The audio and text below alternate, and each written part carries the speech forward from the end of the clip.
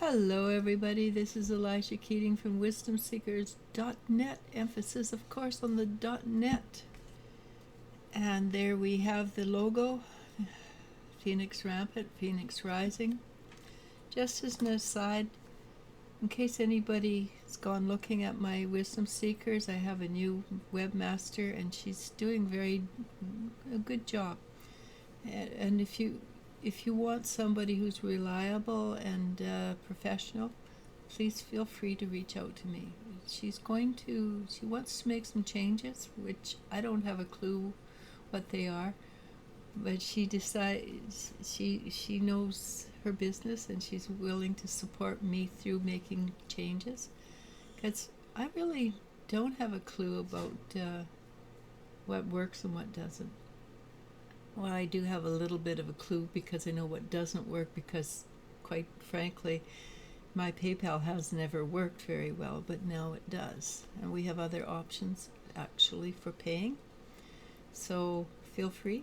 And so this is today for air signs: Gemini, Libra, Aquarius, and water signs: Cancer, Scorpio, Pisces, for July 13th, 2023. We're just basically halfway through the month, and I'm just ahead of time, 2 weeks ahead of time. I'm going in for a thumb operation on the 24th, so probably from the 24th to how long it hurts, I'm not going to be doing these things, and it might be that I get to do it the next day. I don't know, but we will see. Just a forewarning. I will see if I can get somebody else to pop on and pull a few cards.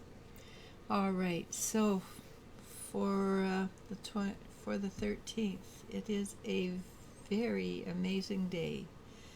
I don't know what happened, but I pulled 4 cards or 5 cards in a row, and I had the major arcanas, and then I stopped pulling them because they kept on coming out, major arcanas. So I've got 8 major arcanas if I want to use it. So it is obviously a big day for air and water, and anybody who has these aspects in it.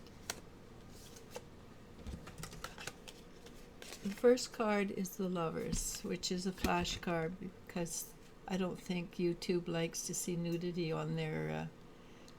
So the Lovers, this is when it's true love. And the job of the woman is to entice the man into becoming more spiritual. And once she's done that, then it's a matter of, I call it bootstrapping.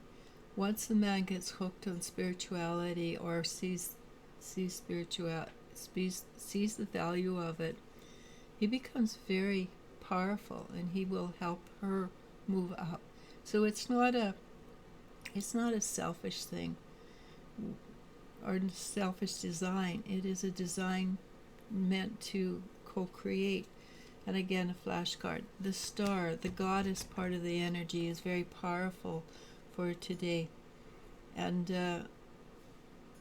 it means that we are shifting and changing how we perceive love, and how we perceive what we're supposed to do with love. Because we have the Tower, which is a Tower moment. It's not a Tower lifetime, okay? It's a moment, which would indicate that maybe our viewpoint of love and emotions is ready to shift and change. And because we've had these viewpoints for 10,000 years, it will create a little bit of a Tower moment, because not only do we have these social beliefs, we probably have these genetic beliefs as well, which go back 20,000, 2,000 generations. Okay, let me rephrase that. 20 generations. I don't know where the thousands came in. I think that's the years.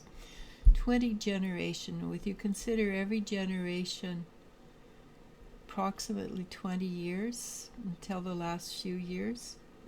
That doesn't go back that far.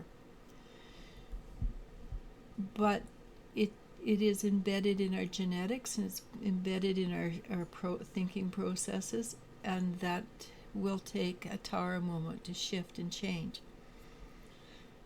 Once it does, what we will get is more equality.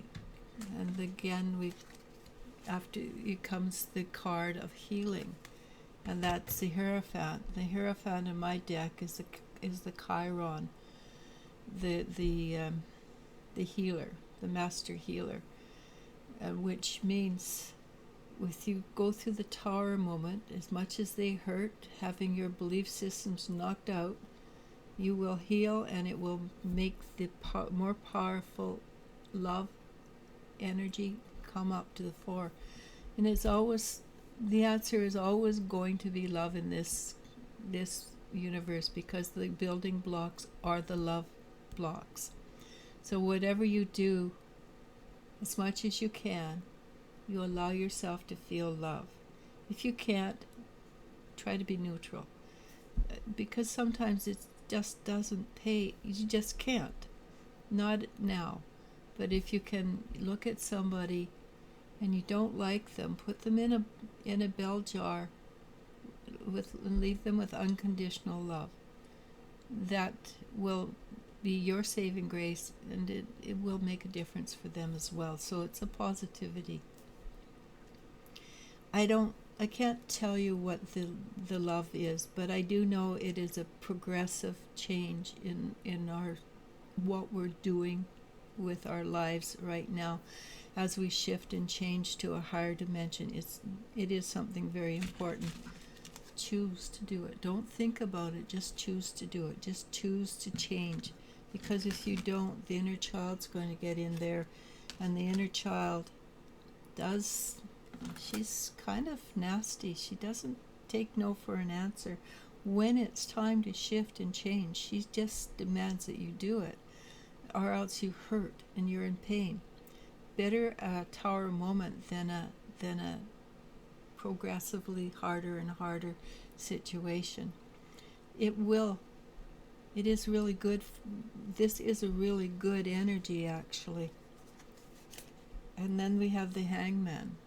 And the Hangman is not in this case patience. This is, things are shifting and changing in the background of our lives to the point where we don't have a choice but to make this shift and change. And also, the Hangman is Oda, who took out his, I think it was his left eye, so he could see into the different regions of his different dimensions, which means we are coming online to see more than we used to see, which, again, the more we love, the more we are part of the universe, the more, of course, we're going to see, because it's a circle, right? If you don't love, and you love yourself first and then love others, the less you can see spiritually or intuitively. You can be highly intuitive, but you're going to be stuck at the lower realms. The more you allow yourself to grow and know yourself, of course, the Chiron is to know thyself. That is the huge point. The more we can know ourselves, the more we do this, then we get the Wheel of Fortune, of course, which means we are moving up. We're moving up. Which, what are we supposed to do if we have an aha moment or a Tower moment, which is unfortunately quite often the same thing. But it's a shock to our system. The Tower moment is a shock to our system. That's why it's a Tower moment, not a out-and-out aha moment. But what comes after it is you're flooded with new knowledge, and of course this has to do with love. And of course, Fire and Earth was all about the balance between the male and the female. This is, again, a balance between the energies of the yin, the yang, the positive, the negative, the male, the female energy. It's balance. I'm going to end it with this one, the Sun card, which again is a major arcana, but it's one I class as the joy card. It's a constant. You want to put it into your center so that when you are pushed out of balance, and this has the probability, sorry, tired day, probability of pushing us out of center pretty strongly. So if we can go to the core, know that we are doing the right thing, that we are on the right path, with you have that inner knowing, you have that joy that cannot be taken away from you. You take on and hold the joy. That will be the easiest way to deal with this knowledge, this day. And again, it is a big day, major arcana all the way through. Good luck on it. And good luck to me too, because hey, I'm an air sign. So namaste, namasko, and I love you, and you I do love. Bye.